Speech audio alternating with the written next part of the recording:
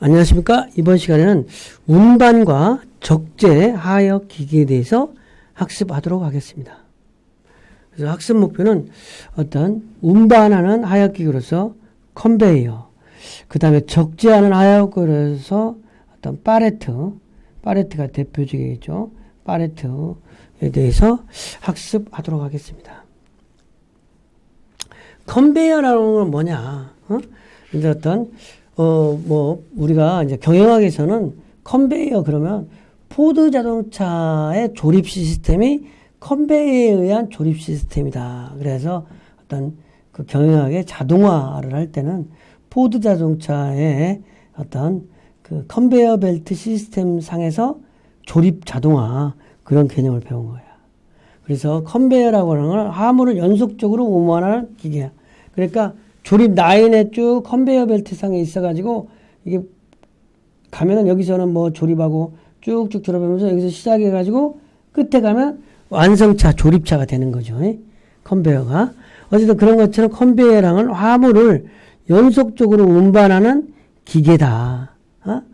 컨베이어를 이렇게 컨베이어 상에 놓아놓고 화물을 운반하는 거야. 도로래로 한다든지 기계화로 컨베이어를. 이 컨베이어에 의해서 화물을 운반할 때 어떠한 장점이 있느냐, 그 대신 어떠한 단점이 있느냐, 이걸 한번 보여요. 컨베이어 상으로. 그러니까 부품을 조립하고 그럴 때 컨베이어에 놓고 자동차를 조립해 나가는 거죠. 이렇게 컨베이어가 이동할 때마다 조립을 하고 처음 그 조립해서 끝에는 완성품이 되는 거죠. 어찌됐든. 근데 장점은 뭐냐? 좁은 장소에서도 작업이 컨베이어만 이렇게 딱 놓으면 되는 거니까. 그 다음에 노면에 관계없이 컨베이어를 설치 운반이 가능하더라고요. 노면에 관계없이 컨베이어를 놓으면은 이동이 가능하니까. 그 다음에 중력을 이용한 운반이 가능하다. 중력을. 그 다음에 원격 조정이라든지 자동 제어가 가능하다. 컨베이어는 원격으로, 자동으로 뭐 사고가 났다든지 그러면 원격에서 바로 자동으로 제어, 스톱, 이동. 왜냐면 공정이 다 여기서 여기까지가 1공정, 여기서까지 2공정, 3공정이라면 여기서 여기까지 천천히 가면서 공정 안 끝났으면 좀 정체하는 거지. 그죠? 그래서 그 다음에 비포장 화물을 운반, 포장하지 않은 화물의 운반도 가능하더라고요. 계속 컨베이어상으로 이동하니까. 공장 같은 데서 컨베이어 벨트 시스템에 의해서 공장 시설을 해놓은 데가 많아요. 그 다음에 운반 거리의 장단이 그 작업에 영향을 주지 않는다든지. 다른 기계와 연계도 가능하다. 그 다음에 연속 대량의 운반 작업이 가능하다. 라인 중에서도 작업이 가능하다. 계속 움직이면서도. 단점은 속도가 한정되어 하역 작업에 이 컨베이어로 가니까 빨리 가면 사람이 그냥 들고 가면 되는데 컨베이어로 천천히 간다는 거죠. 그 다음에 인력을 조금 필요로 하죠. 보조 인력으로.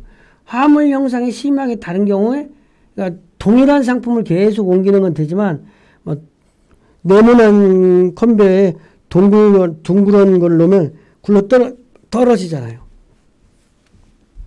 그리고 컨베이어를 하니까 높이 쌓기가 부족당하다는 거예요. 다른 작업에 방해가 될 수 있다. 사용 방법의 탄력성, 자꾸 이동해버리니까 탄력성이 없다. 고장 시 라인 전체가 정지하고 부품 흐름에 어디가 고장나면 그냥 이 컨베이어 벨트가 서버리는 거니까. 그런 어떤 단점도 있을 수 있겠죠.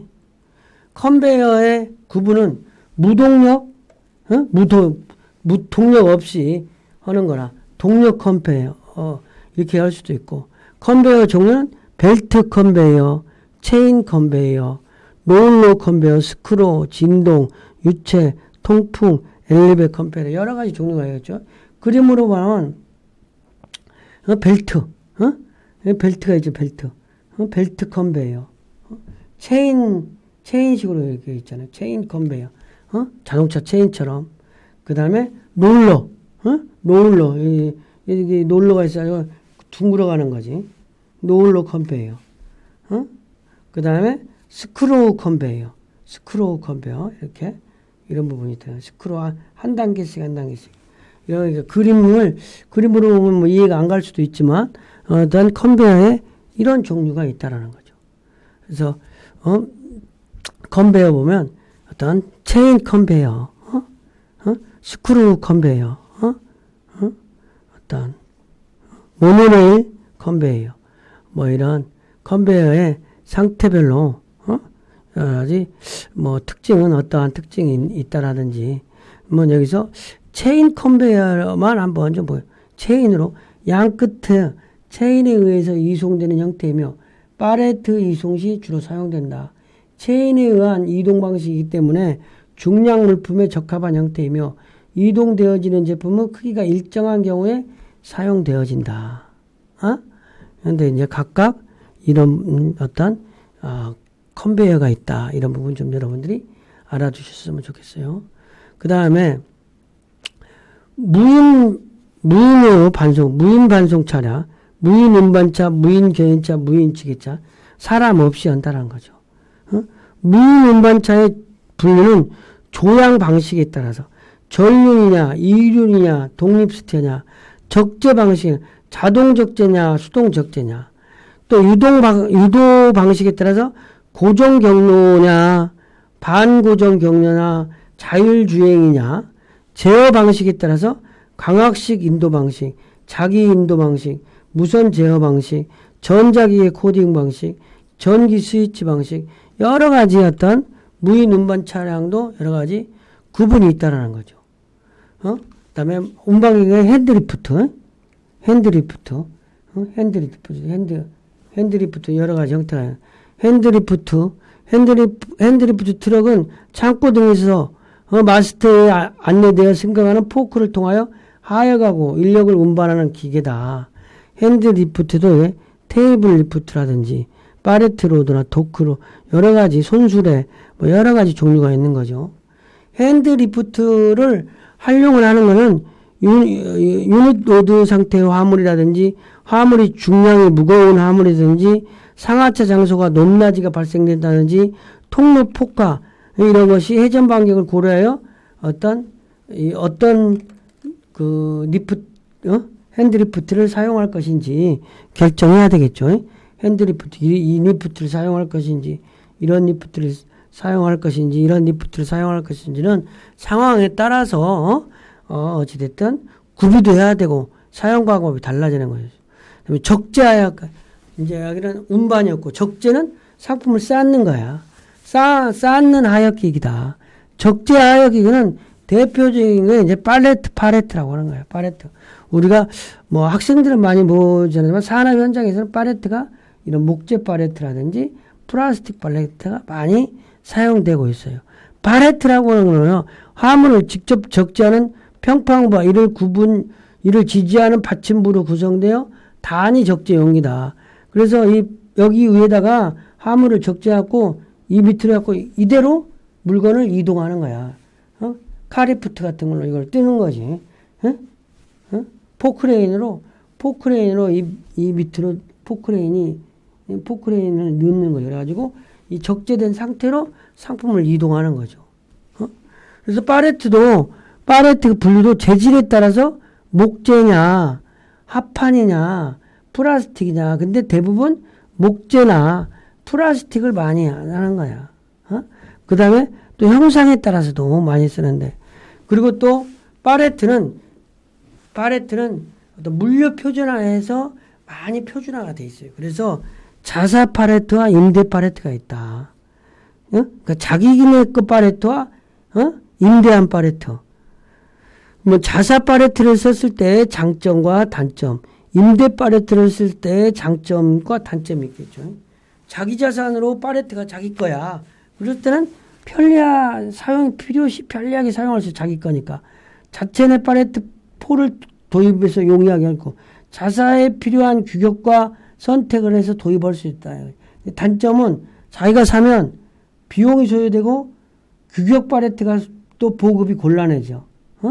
근데 임대 파레트 빌려서 쓰면은 빌렸을 때 장점은 공파레트 해수가 불필요해. 그러니까 내가 해수하지 않아도 돼. 내게 아니니까. 그다음에 표준 파레트 도입이 용이하고 경비가 절감된다. 단점은 긴급시 공급이 곤란하고 회사 간 이동 시 해수가 곤란하고 모든 포장 단위는 임대 팔레트에 맞춰져 있다는 것이 단점일 수 있는 거죠. 팔레트로 어떤 화물을 적재함으로써 어떤 팔레트로 화물을 적재함으로써 장점과 단점이 있다는 거지. 팔레트로 화물을 이동하면은 팔레트로 화물을 적재하면 이렇게 규격화된 팔레트로 인건비를 절감할 수 있는 거죠. 화물 작업 시 노동력이 감소되고 수송비도 절감돼. 기계에 의해서 상하차를 지게차, 포크레인이라든지 이런 걸로 뜰 수 있으니까 공간 이용이 효율성이에요. 적재 공간을 최대한으로 이용하고 재고조사의 편의성. 팔레트가 몇 개 있는지 규격화가 쌓여있으면 그러면 숫자로 곱하면 되는 거야. 제품의 습기를 방지하고 제품 바닥 수분 접촉을 바닥에 상품을 쌓아놓지 않으니까 어떤 그런 위험으로부터 바닥 습기가 비가 온다든지 그런 게 물 묻지 않는다는 거죠. 단점은 비규격품, 장척물, 중량물의 부적합하다. 비규격 상품이라든지 이런 거에 부적하다. 팔레트 관리가 번잡하고 비용이 든다는 거죠. 팔레트 무너짐 방지 대책이 필요하다. 다품종을 동일 팔레트에 적재 시에 효율이 좀 떨어지는. 그러니까 동일 규격 상품 한 상품만 이렇게 팔레트 딱딱딱딱 규격으로 쌀 때는 되게 좋다는 거죠. 그 다음에 팔레타이저는 뭐냐? 물품을 팔레트에 적재하는 기계, 팔레트에 상품을 적재하는 기기가 있다는 거죠. 물품을. 팔레타이저 조는 고상식, 저상식, 노브 팔레트. 높은 곳에서 적재 장치를 구비하고 팔레트를 내리면서 적재하는 기계. 저상식은 팔레트를 낮은 장소에 놓고 적재 장치를 오르내려 적재하는 거. 로봇 팔레타이저는 그러니까 원통 좌표식, 직각 좌표식 이런 것들이 있는데 물품을 팔레트에 적재하는 기계라는 거죠. 뭐 팔레트에 상품을 쌓는 기계를 팔레타이저라고 한다. 그리고 이제 컨테이너.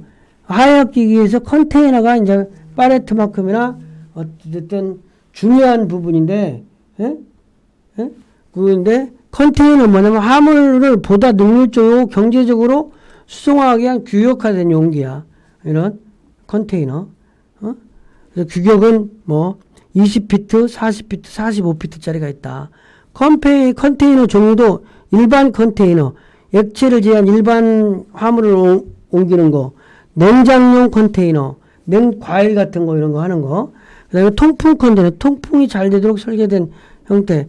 또 특수 컨테이너, 여러 가지 형태가 있는 거예요. 컨테이너는 화물을 적재해가지고 선박으로라든지 철도로 비행기로 이동할 때 컨테이너채로 실으면 되니까. 학습 내용을 정해. 하역 적재기에서 팔레트가 가장 대표적인데 팔레트는 화물을 적재하는 평판부와 이를 지지하는 받침부로 구성되는 적재기로 규격화된 표준 팔레트가 있다. 1.1m, 이쪽으로 1.1, 이쪽으로 1.1. 이렇게 상품을 쌓는 거야. 근데 팔레트 분류는 어찌됐든 재질에 따라서, 형상에 따라서. 근데 팔레트는 보통 자사 팔레트나 임대에서 쓴다. 근데 각각 장점과 단점이 있다. 자사 팔레트를 타면 필요시 편리하게 활용하는 장점이 있는데 단점은 많은 비용이 소요된다. 임대 팔레트를 쓰면 공 팔레트, 그러니까 빈 팔레트 해수가 불필요하는데 긴급시는 임차에서 쓰는 거니까 공급하는데 곤란함이 있다. 이렇게 이해하면 되겠습니다. 이번 시간 강의를 마치겠습니다.